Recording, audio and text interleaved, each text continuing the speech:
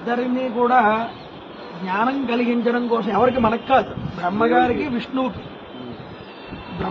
విష్ణువుకి జ్ఞానం కలిగించడం కోసం అగ్నిస్తంభ రూపంలో ఉద్భవించినటువంటి పర్వతమే ఈ పర్వతం. ఇది కృతయుగంలో అగ్ని రూపంలో ఉండేది. త్రేతాయుగం వచ్చేటప్పటికి స్వర్ణ రూపాన్ని పొందింది.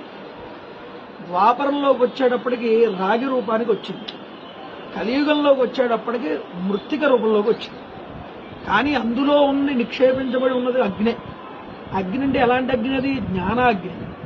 మార్గశిర మాసంలో మనం ఆర్ద్ర నక్షత్రం రోజు ఉదయం ఆ యొక్క బ్రాహ్మీ ముహూర్తంలో ఈ లింగం ఉద్భవించింది. అందువల్ల ఈ మార్గశిర మాసంలో ఈ ఆర్ద్ర నక్షత్రం రోజున ఉదయం అదే సమయానికి ప్రదోషకాలంలో మనం అభిషేకం చేసుకున్నాం స్వామివారి.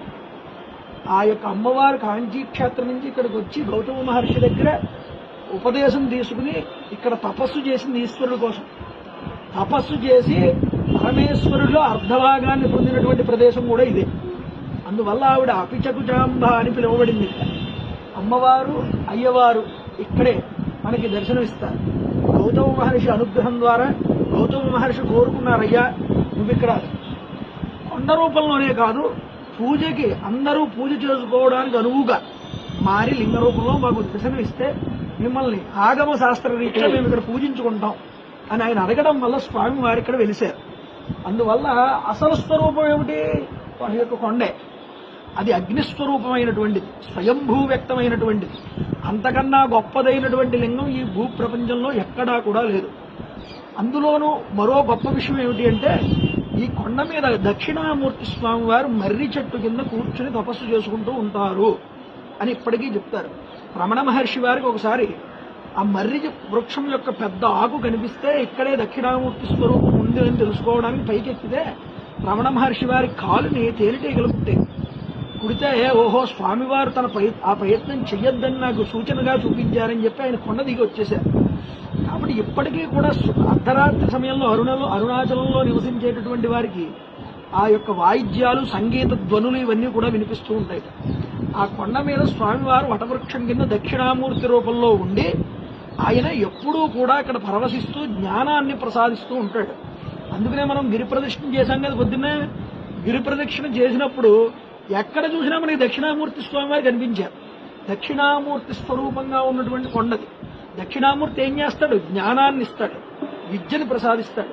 ఎవరైనా విద్యలో కూడా కనుక ముందరికి వెళ్ళలేకపోతుంటే పిల్లలు ఈ కొండకు తీసుకొచ్చి ప్రదక్షిణ చేసి నమస్కారం చేస్తే వాళ్ళు విద్యావంతులు అవుతారు.